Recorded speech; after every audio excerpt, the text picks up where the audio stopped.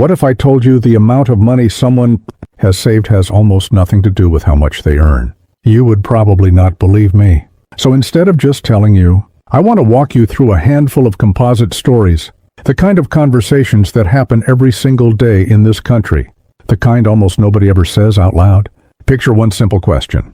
How much money do you actually have saved right now? Not your salary, not what you tell people at a party, the real number.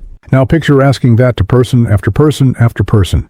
The pattern that shows up will surprise you. And by the end of this video, I think it will change how you think about your own number too. Let us start with the reaction itself, before we even get to any numbers, because this is where the story actually begins. Almost every single person pauses before answering a question like this. Some laugh nervously, the kind of laugh people use to buy themselves an extra second to think. Some get a little defensive, almost like the question itself is rude, even though it is just math. Picture a man in his early 30s, the type who works hard, clocks in, clocks out. Does everything that was supposed to add up to security. Picture him narrowing his eyes and saying, "Why does that matter?" And then, after a long pause, admitting the number anyway. $800. He earns around $60,000 a year. $800 saved after years of steady, full-time work. Not because he is careless. Not because he does not care about his future. Simply because nobody ever showed him a system, and the money always found somewhere to go before it could ever sit still. Now picture someone completely different. A woman in her early 20s, fresh out of college, the kind of person you would expect to have. Nothing saved at all given how short her career has been. Picture her answering instantly, almost proudly, $11,000. When asked how, her answer is almost frustratingly simple. She started putting away $50 from her very first paycheck, before she even understood interest rates, before she had any real financial education at all. She just decided before she ever earned a single dollar that a slice of every paycheck would never be hers to spend. $50 a week, every single week, for 3 years straight, without exception. No app, no spreadsheet obsession. Just a decision made early and never revisited. This is where the story already starts breaking the assumptions most of us walk around with. We assume more years working automatically means more money saved. We assume a higher salary automatically means more security.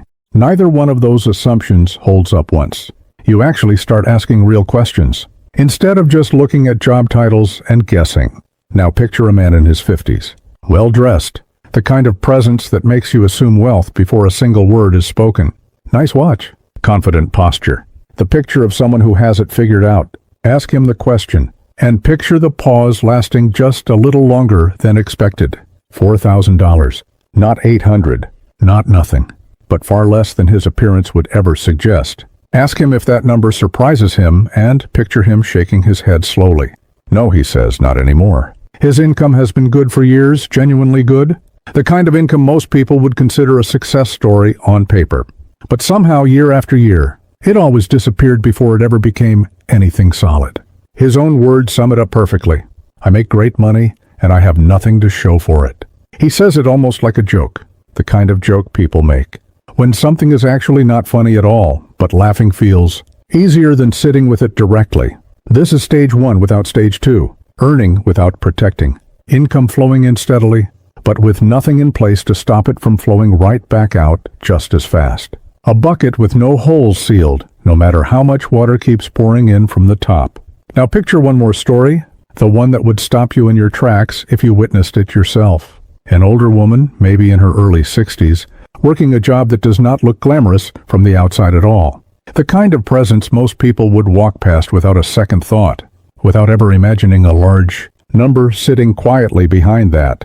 Ordinary appearance. Picture asking her the same question almost reluctantly, half expecting a small answer. Maybe even feeling a little awkward asking at all. And picture her answering calmly, without any hesitation whatsoever. $340,000. Said exactly the same way someone might say what they had for breakfast. No excitement. No performance, just fact. Ask her how and picture her giving one sentence. Delivered so simply it almost slips past you before it lands. I just never let my lifestyle catch up to my income. That is it, no secret formula. No complicated investment strategy recited from memory. Just one decision, repeated quietly for decades. Never announced to anyone. Never celebrated out loud, simply lived. That single sentence is really the entire video distilled into one moment. Because here is the pattern that emerges once you line all of these stories up beside each other.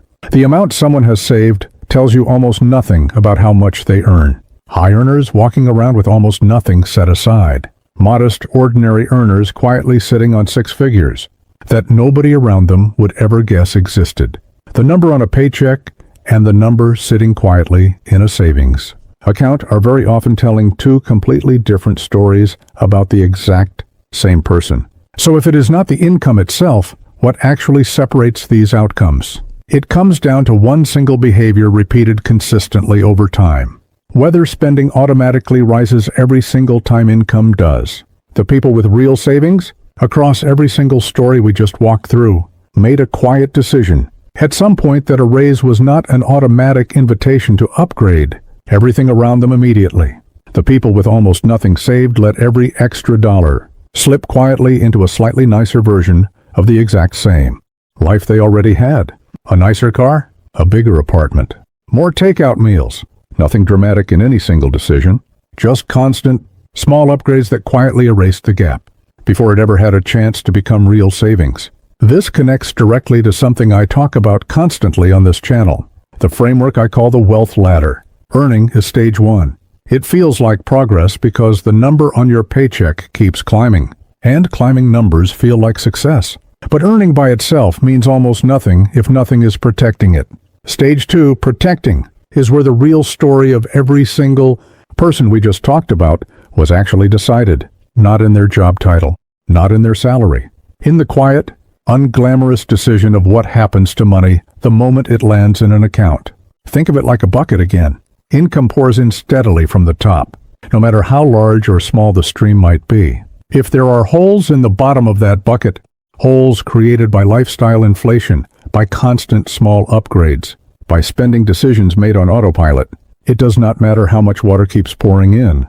The bucket will never fill. This is exactly what happened to the man earning great money with nothing to show for it. The water was pouring in steadily. The holes were simply never sealed. And this is exactly what happened in reverse for the woman with $340,000. Her income, by her own description, was never extraordinary.